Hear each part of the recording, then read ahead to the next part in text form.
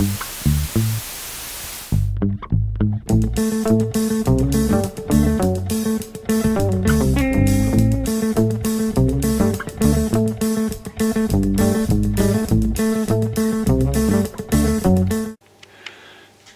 fermiers, amis fermières, bonjour, bienvenue à la ferme, bienvenue sur Cocotte TV.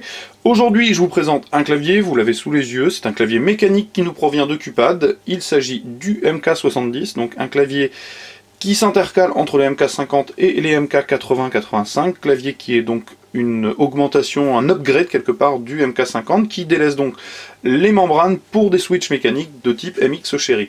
Alors, vous le voyez, le packaging est assez simple. Chez Cupad, on a toujours la même chose, Cupad MK70, des encarts noirs qui nous indiquent les principaux points techniques, un petit autocollant qui est relatif au switch, donc on sait que nous n'avons ni des tactiles ni des cliquis, donc on met de côté de suite les marrons et les bleus, et pour le coup nous sommes sur des rouges, donc les plus souples de chez MX Cherry. Au dos, pas grand chose, quelques informations techniques que je mets de côté et que je reprendrai ultérieurement. Le clavier n'est pas accompagné de bundle, c'est un des moyens de baisser le prix d'entrée, donc il n'y a rien, pas de notice, pas de repose-poignet, absolument rien, vous avez un clavier tout beau, tout propre. C'est un Cupad, donc au niveau de la finition c'est bien, pas de souci, on a un revêtement soft touch sur le dessus plutôt bien fini. En dessous il a un peu le même défaut que nombreux autres de la concurrence, à savoir un plastique de qualité moyenne. Quand on le met à la lumière, on voit des petites différences de teinte, notamment à l'endroit des clips. Rien de bien méchant. Finalement, le plus gros point noir, à mon sens, c'est cette partie-là.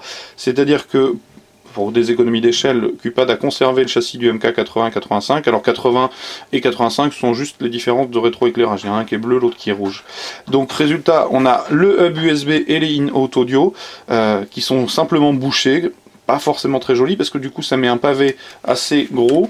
Hop, je pousse le câble juste ici, alors qu'on aurait clairement pu s'en dispenser à avoir quelque chose de plus fin. C'est un peu dommage, mais bon, hein, évidemment Cupad pouvait peut-être pas s'amuser à refaire le châssis intégralement, ni les moules, surtout les moules d'ailleurs. Donc pour le reste, on a un clavier honorable, hein, pas de souci de ce côté-là, des switches mécaniques, je l'ai dit. Chez Cupad, on retrouve traditionnellement des commandes multimédia qui doublent donc les touches de fonction. On a la coupure du volume, plus moins pour le volume, lecture pause morceau précédent, morceau suivant, rien sur les autres. Du côté de l'esthétique, on a la lettre Q qui apparaît à des endroits stratégiques, la barre espace et la lettre Q aussi, ce qui fait beaucoup de Q dans une seule phrase. Du côté des flèches, on a un rappel Cupad Pro Gaming. Au-dessus du pavé numérique, on a cette petite partie assez spécifique, donc des diodes d'information qui s'illuminent par l'intermédiaire de liseré. Donc ça, c'est plutôt sympa. Et on a à peu près fait le tour. Je vais procéder à une petite démonstration du rétroéclairage pour que vous puissiez le voir chatoyer sous vos yeux. J'éteins donc les lumières. Donc on a quelque chose d'assez simple hein, qui se commande par la touche de fonction qui est présentée ici.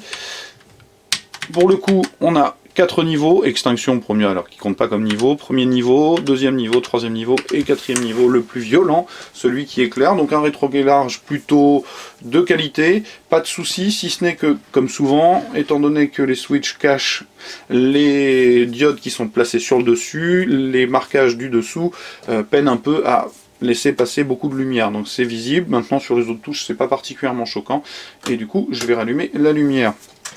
Au niveau des switches, je vous l'ai dit, on a des switches rouges. Je vais retirer rapidement la barre espace, je l'avais déjà un petit peu au préalable démonté. Donc au niveau du châssis, on a quand même une petite plaque métallique, ce qui est plutôt pas mal pour la rigidité, il est assez rigide, pas de souci. Les switches, la diode, les stabilisateurs sont des stabilisateurs type Costar et non pas type faux switch MX comme on voit chez Ion. Pour autant, il s'agit d'un clavier Ion, ce qui sera peut-être un petit peu le défaut de ce Cupad, à savoir que Ion sur les forums spécialisés n'a pas forcément toujours bonne réputation. Il n'y a pas forcément de retour très négatif sur le Cupad, loin de là, et il est pourtant fabriqué par Ion, mais le fabricant qui a le vent en poupe, c'est Costar. Maintenant, je vous l'ai dit, au niveau du tarif d'entrée, on est à 99 €, ce qui lui permet d'être tout à fait concurrentiel. Il est peut-être un petit peu au-dessus d'un Zone Strike Pro, par exemple, qui lui est tarifé 89 €.